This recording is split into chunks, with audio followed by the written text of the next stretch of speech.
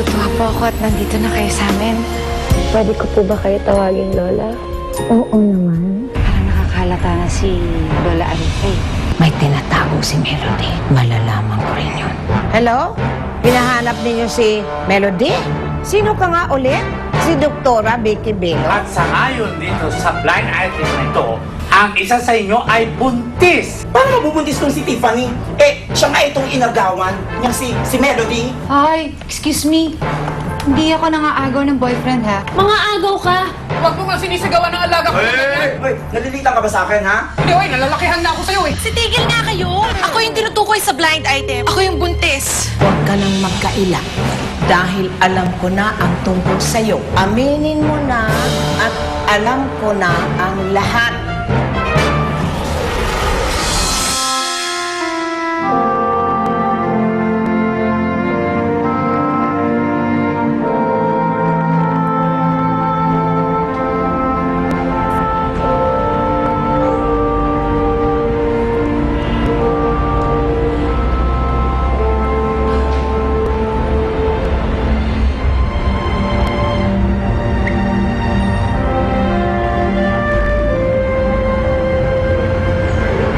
Wala na, Joe.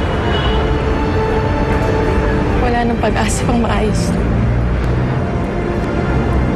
Ngayong alam na ng lahat yung totoo. Sira na yung career ko. Sira na ako. Tayong dalawa. Sira na yung career natin. Ang kasalanan ko to. Kasalanan ko lahat to. Baby, huwag kang magsalita ng ganyan. Maayos natin to.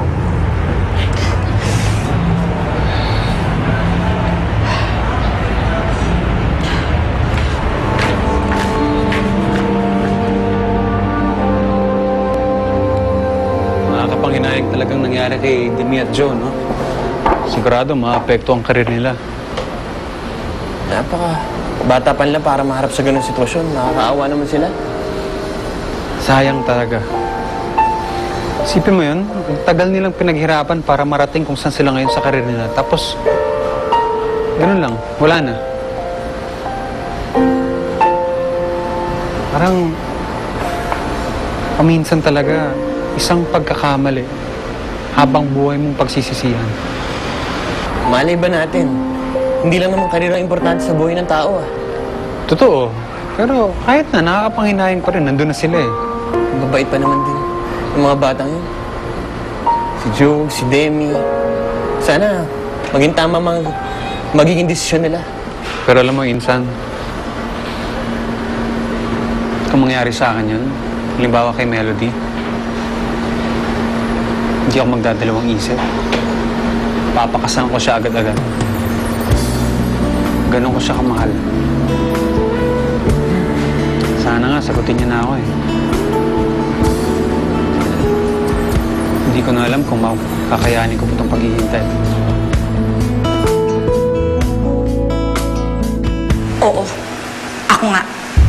Ako ang anak ni Paula at ni Elvis. Pinapalitan ko ang mukha ko kaya nagkaganito. Pero ako nga.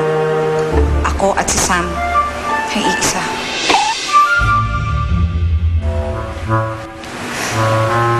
Ikaw ang apo ko?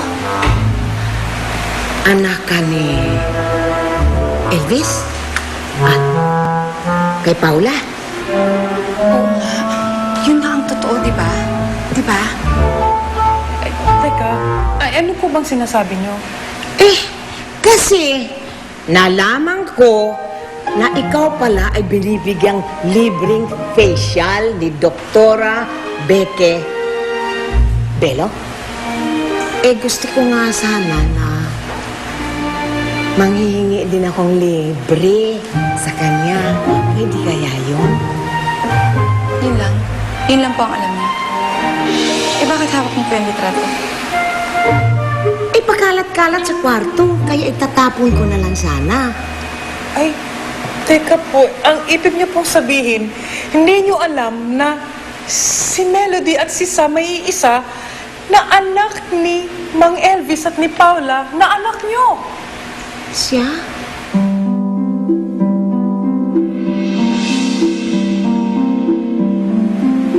yung apo ko.